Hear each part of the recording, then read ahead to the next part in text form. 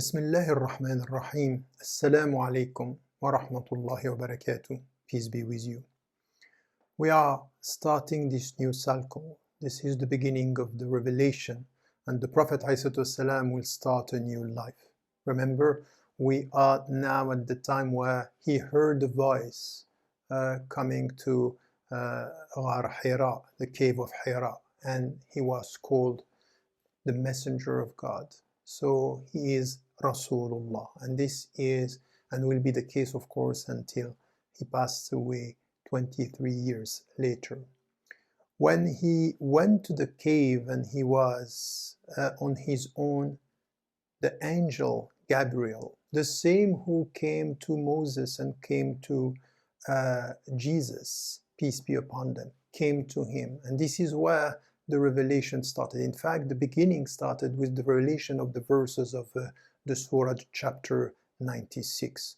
When the Prophet ﷺ received the visit of Gabriel, he told him, read. And he said, I'm not of those who read. And he heard the second time, read. He said, I'm not of those who read. He heard a third time, read. And he said, I'm not of those who read. And then started the revelation when Jibreel alayhi salam said, بعد أعوذ بالله من الشيطان الرجيم بسم الله الرحمن الرحيم اقرأ باسم ربك الذي خلق الإنسان من علق اقرأ وربك الأكرم الذي علم بالقلم علم الإنسان ما لا يعلم. So these first verses are very important, essential for many reasons. When it is said in the Quran, read in the name of your Lord who created. He created man from a clinging cloth. Read, and your Lord is the most generous. He who taught by the pen, by the means of the pen, he taught man what he did not know. Here, if we come to these first verses, اقرأ باسم ربك الذي خلق. In fact, at the beginning he said, read, and the response of the Prophet ﷺ said, I'm not of those who read. And then he heard, read بِسْمِ رَبِّكَ الَّذِي خَلَقَ. Read in the name of your Lord, in the name of your educator, who created man, who created you. And in fact, the power that he didn't have, or the capacity that he didn't have to read by his own, what he got from God is, read in the name of God. So by the power of God, you will be able to read. So what you can't do by your own, you will be able to do it by and relying on God. So that's an important dimension. The second thing that we have in the first revelation here, the first verses that he got, that he created man from a clinging cloth, so he's coming from almost nothing. And then adding to this, that God is the most generous. Rabbuk al-Akram. Al-Kareem, generous. Al-Akram is the most generous. So the relationship with God is that you will get something out of this relationship, and God is the most generous for you. And the last point that we have here is Allama bil-Qalam. He taught man by the means of the pen. He taught man what he didn't know before. So three things are important here. The first, as we said, is that the power of reading, even if you are not able, with the help of God, you will be able to do it. The second is the very first revelation is talking about knowledge. So you acknowledge the fact that there is one God, and the relationship with him will be based on this knowledge, which is essential. Read. And as we will see through everything in the life of the Prophet ﷺ, it's not only read the Quran, it's read everything, because everything is around you as a book that you have to read, full of signs. So read means look at the world in a new way. It's to change everything. Now it's time to read by the power of God, through the signs of God, for you to follow the path towards God and coming back to him. So here, this is the starting point of the revelation, where we very often repeat that Islam was based on reading, so on knowledge. It's based on this acknowledgement that God was here. Just after this first revelation, the Prophet ﷺ was just shocked. He didn't know what happened to him, so he was asking himself, is this something coming from the devil? Is this something, a vision that was negative, that was maybe something that was not true? So he was scared. So he went back home to go to Khadija, his wife, radiallahu anha. And then he said, Zammiluni, Zammiluni, cover me. And this is what she did. She covered him, protected him, and he was scared of what happened through this first revelation.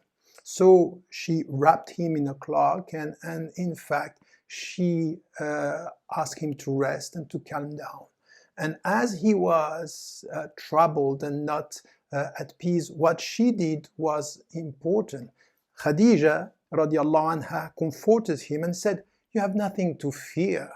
You have nothing to fear. Take a rest and calm down. God will not let you suffer any humiliation. You are kind with your kinsfolk. You speak the truth. You help those who are in need. And you are generous with your guests, and you support every just cause. What she did at that point was important. In fact, she covered him as he was asking, cover me, zammiluni, zammiluni, because you know that there is a chapter in the Quran called al-Muzammil, so the one who is covered. So she did this. And then she did something which is important. She covered him, protected him with her words, saying, you are a good person. That couldn't come from the devil. It is coming from God because you are a good person. So it's a double protection. Remember what he said in the Quran, Hunna libasun lakum. Your wife are a protection, a clothes that is protecting you. This is exactly what she did. The role of Khadija radiallahu anha in this first step and then during his life is so important. We'll come back to this later. So this is what happened at the beginning. We don't know exactly how many verses were revealed during this first period, but it's important to remember that the first verse is talking about revelation, and then he got other revelation, and there is another situation where he got a revelation helping us to understand the relationship between us and knowledge.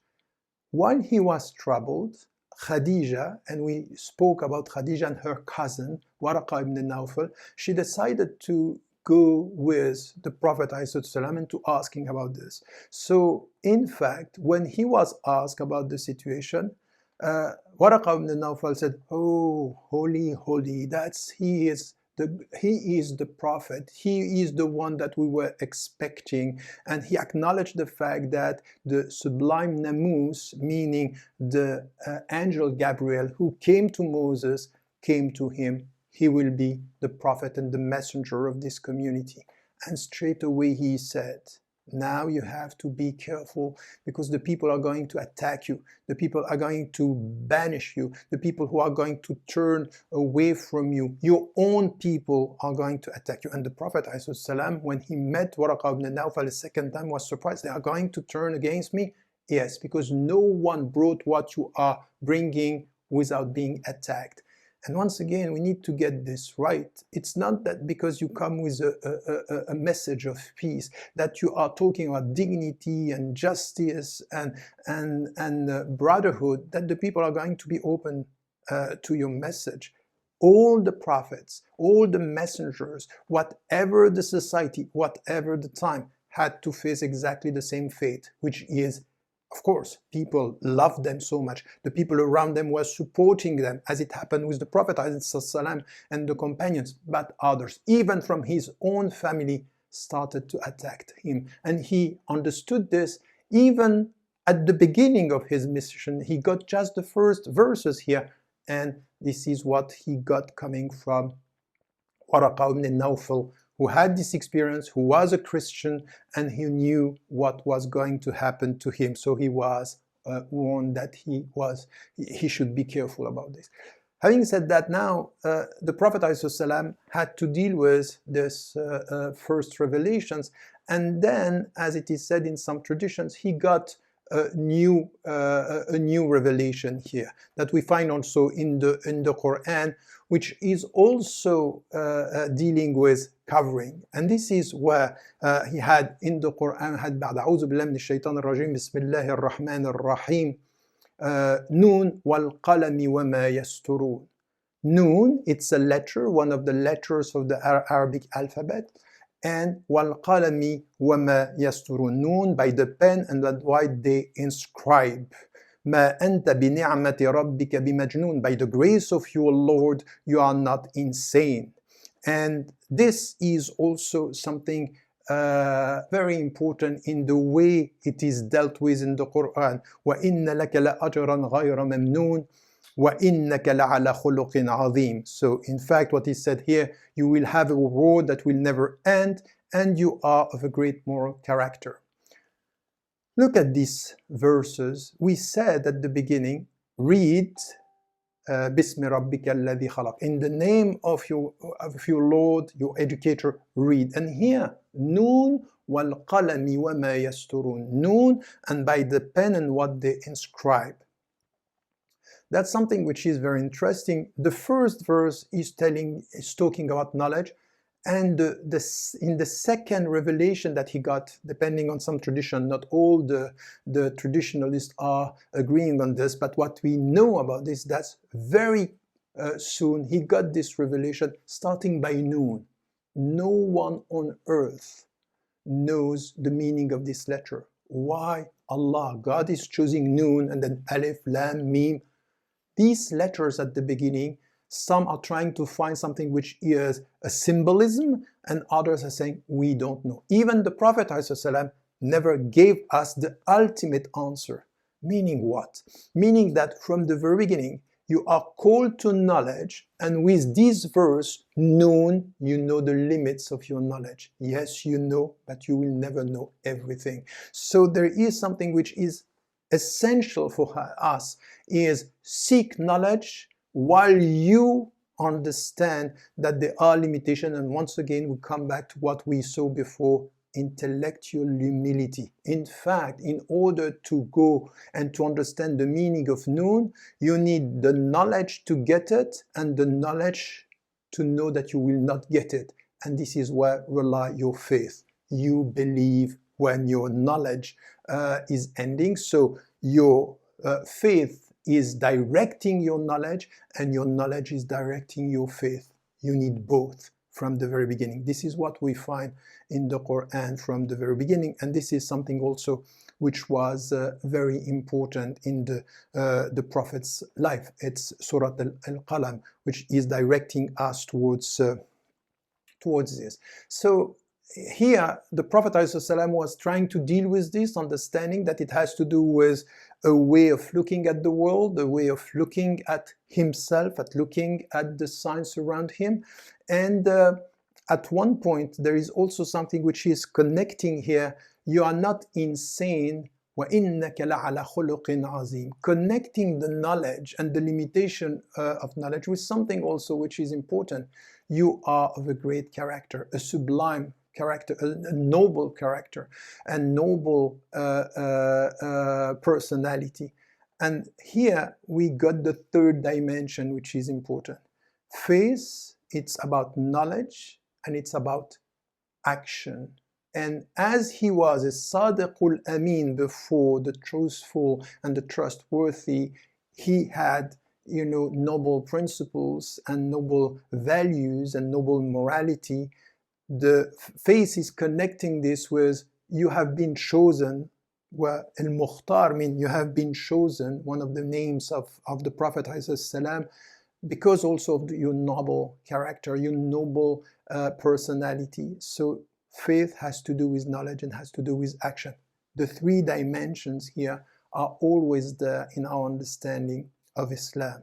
And we need to get this because this is the starting point of everything that we have in the Quran. So as I said, we don't know how many verses where were revealed, but there is also something that, as I said, was connected with him being covered and raising and standing up for the message. We find this in the Quran al-Muddathir, when it is said, Bismillah ar-Rahman ar-Rahim, Ya ayyuha al-Muddathir, qum fa'anzir, wa rabbaka fakabbir, wa thiyabaka fatahhir, wa rujza fahjur. What it is said here is also important because it helps us to understand the second stage of this. O who wrapped up in your mantle, arise and deliver your warning, and your Lord magnify, and your clothes purify, and abandon or exile yourself from any abomination. This is also something here where what we get from this story, it's important, is Ya ayyuhal muzzammil, who you are covered, and now Ya ayyuhal muddathir, who are wrapped up in your mantle. And what it is said here to him, it's Kum fa'andir, now arise and deliver your warning. So you understand, or he understood straight away, okay, you get the message, now it will be a time when you have to speak up. You will have to spread the message. So it's your mission now that you have to do this. And you have to do two things: glorify your educator, glorify your Lord, and at the same time purify your clothes. So there is again a fourth dimension here, which is a way that you have to purify yourself. And to purify yourself, it's literally just to be pure with water. As we know, water will help you, but not only that. You have to exile yourself from any abomination. Exile, fahjur, al-hijrah, will be what the Prophet ﷺ will have to do later to leave Mecca and to go to Medina. But spiritually speaking, the first step is to exile yourself, to abandon what is happening in your around you as abomination that are negative in the way you are to educate yourself. So what is important here is that you remember that we said that he was on his own, he was an orphan, it was a test, and there you understand that in fact he might not have had a mother or father. He was fatherless, motherless. He was on his own, but in fact, without parents, he had God as an educator. And once again, you need to also remember this in your own life. We always have to need, sometimes something happened that we see it as negative, and in fact, it's because something very positive it's coming. It might be that you detest something and it's good for you because in fact, he had no parents, but he had God as an educator, bringing him, covering him, protecting him, and telling him, now it's time for you to say what I want you to say and to deliver the message. This was the beginning of his mission. What happened after this, it's quite troubling because it's a second test. After this, there was a silence. This is what we call al-fatra.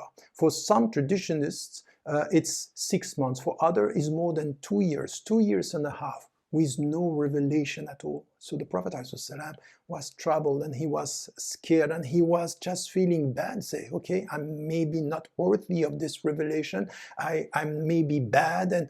And he went many times at the top of the mountain, in a sleep mountain, and just trying to throw himself. And every time he was to go there, he was to hear a voice saying, Ya Muhammad, Anta Rasulullah, you are truly the messenger of God. And in fact, when he was doubting himself, God was to come to here and telling him, you might doubt yourself, but don't doubt the presence of God in your life. So this is also something, it's in Bukhari. I know that some Muslims, they don't like to talk about this, but it's in Bukhari. It's Aisha who quoted the story and who said what happened, and that the Prophet ﷺ was scared for a long period of time, 6 months or 2.5 years. It's a very long period of time. And this is also a test where In fact, God came to him, Allah came to him. At what point he left him alone, as if he wanted to test him. So now I'm with you, but without me, you are vulnerable and you cannot do without me. So this is something also that it's important in this first step of this revelation, learning to doubt yourself without doubting the very presence of God, of your educator in your life. Now, the revelation started again, and it started again with a surah that we already talked about. When we have بعد أعوذ بالله من الشيطان الرجيم بسم الله الرحمن الرحيم والضحى والليل إذا سجى ما ودعك ربك وما قلى وللآخرة خير لك من الأولى. When it is said here, by the morning light and the night as it settles, your Lord did not abandon you, nor did he forget. The hereafter is better for you than the first, and your Lord will give you, and you will be satisfied. So coming after this fatra, this period of time, the test of silence, the revelation came back and will never end for the coming 20 years. But here you have the symbolism. It's by the morning light. So the morning light is the revelation coming to you. And the nights when it settles, it's as if the silence was this night, and now God has not abandoned you. He's here. Even though you felt that he was far, he was close. Even though you thought that you were abandoned, he was following you and helping you to get the very essence of this relationship between you and God. That's also something important, and he will give you and you will be satisfied, meaning by that this is the future will be bright and God will be with you and will give you what you are expecting. There are two things here that we need to add as to this story and the first step here. He was going to start with the revelation, and you know that the revelation was coming. Sometimes it was the angel Gabriel coming in his angelic features, sometimes as a human being, sometimes it was like a ring bell. It was so tight, so difficult for the prophet to bear with what was happening as the revelation, that sometimes it was very difficult, but he was able to repeat word by word and to keep the Quran as it was. And we know that, in fact, after this, the revelations were not coming in a chronological way. The Quran as we have it now, it's not the way it was revealed. It's afterward that the angel Gabriel was indicating to the Prophet ﷺ, this should go there, this should go there. And every year, during Ramadan, he was to repeat the Quran to make sure that the whole Quran revealed, the whole book revealed as it was through the oral tradition was kept as it should be. And this is the way it reaches us afterward, and we have it as the book in the way he has been kept, and not in the chronological way. In fact, all the verses that I'm quoting now are coming at the end of the Quran in the way we read it now. So let me just add 2 points before ending this session. The first has to do with Khadija radiallahu anha, the wife of the Prophet ﷺ, because in fact, the image of Khadija, it's very far from what we got in our Asian and Arab cultures, you know, a woman who is very shy and not assertive. She was exactly the opposite. Very, very committed. She had a social role. She was a trader. She dared to ask the Prophet ﷺ about marriage, and then she was also involved in everything. She accompanied him in all and through all the tests. The first was the family test, when they lost 2 boys and they had to deal with this. And then it was also when the first revelation came, and then she was by his side. In fact, once again, she was not behind him. She was at his side. She was by his side and struggling with him. When he came and he was scared because the first revelations came to him and said, what is happening to me? She was there, and she was the one protecting him and helping him to stand up, to go to Waraqah ibn Nawfal, to assert the message. And more than this, what she did, she was the first to convert. So she believed in him as much as she believes, of course, first in God. So she was supporting him. And one of the signs of God in his life is Khadija. Exactly what we said about Hajar and Ishmael, Ismail and Hajar, they were there. Abraham salam, was on his own, and his Hajar said, if this is coming from God, do it. His son said, if this is coming from God, do it. You are not on your own. That's exactly what happened with Khadija. Khadija was in the life of the Prophet ﷺ the same sign as Hajar and Ismail were for Abraham ﷺ. And you need to get this, because the signs, read, it's not only read the book, forget the people around you. Read your wife, read your husband, read the people of your family, because there are signs of God's presence through this. That's also something that we need to get. And the last point here in our discussion here is that when Gabriel appeared several times, we need to remember this as the conclusion of this first step, because everything is there already. There is one God, and this is a Tawheed. The second is, you need to know, because there is an angel talking to the Prophet, that there is an invisible world that you need to deal with. And you need to know that knowledge is essential, but knowledge and faith should have as an impact on your life that it has to transform your life in the good behavior. إِنَّكَ وَإِنَّكَ لَعَلَى خُلُقٍ عَظِيمٍ. So you have a noble character, and morality, it's essential here. So it's a virtuous circle through this relationship to God, this relationship to the invisible world. Change yourself, change your behavior, and these are the signs that you are close to God. So the Prophet ﷺ was receiving the first revelations, and this is what he did, understanding and getting from the very beginning. Qum, you have to stand up and you have to spread the message. So it's a revelation for you. It should be a guidance for all. Don't forget to tell the people you love that you love them. Life is fragile.